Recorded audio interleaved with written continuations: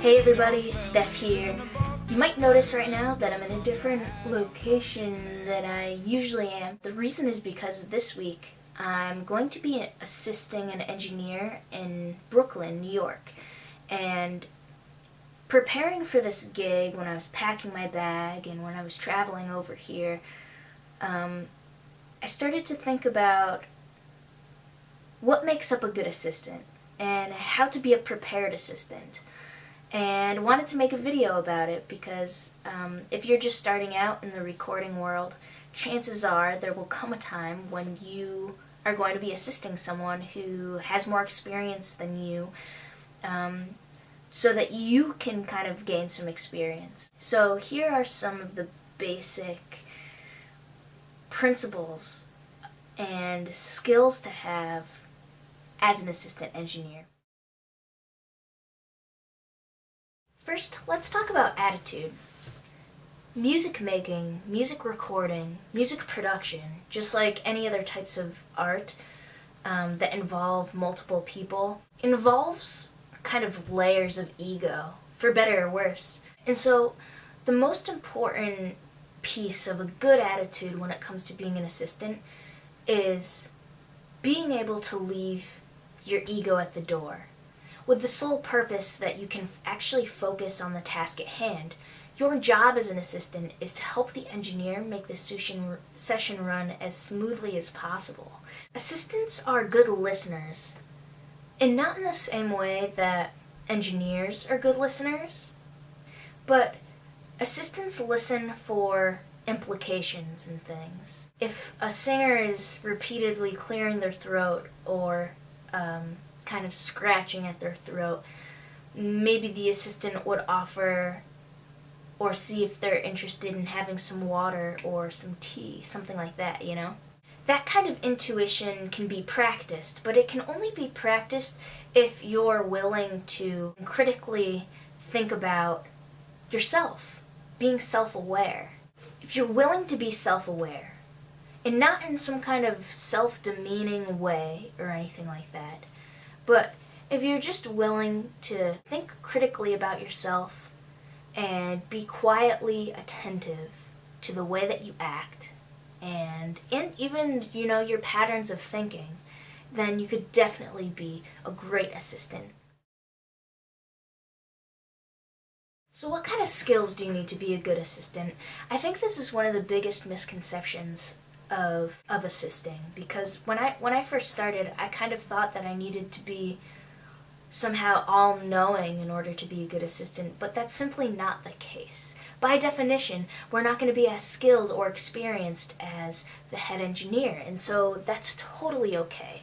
There are a few skills, though, that you should become familiar with in order to be the most helpful that you can be. One of those things is wrapping cables. Oh my gosh, this is such a small thing that you can do to make the session faster, more efficient, and just more pleasant for everyone.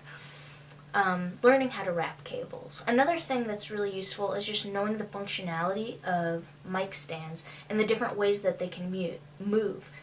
It sounds sort of silly just kind of saying it out loud, but being able to maneuver a mic stand into different positions isn't as easy as it seems necessarily, but it's a really good skill to have as an assistant. The last skill that I think, is something that is totally okay to learn along the way. But if you can be prepared on your first day, that's really awesome too.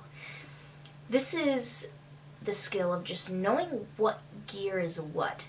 And it's not even necessarily like what they should be applied for or anything like that, but just knowing which microphone is which.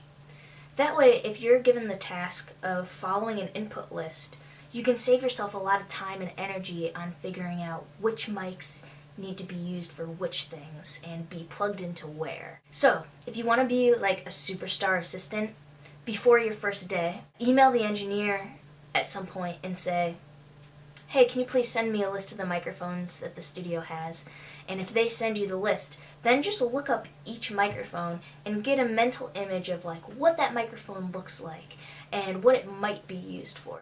And asking questions is an important topic because, again, if you're assisting someone or you're interning, you're going to run into questions. The engineer is doing something that you don't quite understand.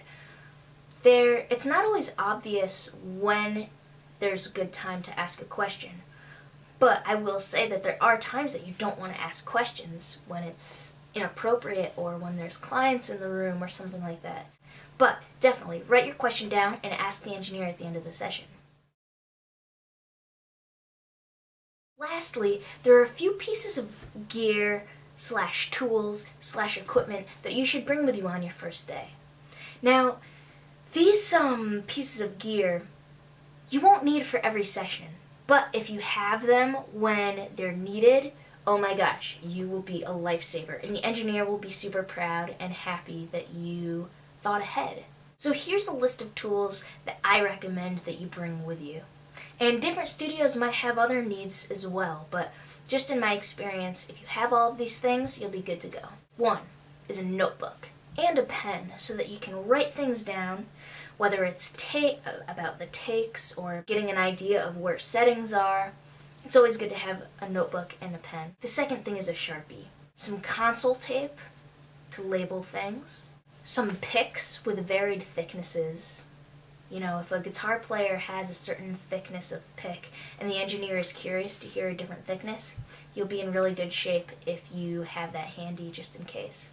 Capo, a clip-on tuner, earplugs, a multi-tool, a 9-volt battery, a C-wrench, a tape measure, and lastly some gaff tape. Like I said, you may not need any of these during your session, but if you have them when the time is right, you'll be in really, really good shape. The engineer will be stoked, and you know what?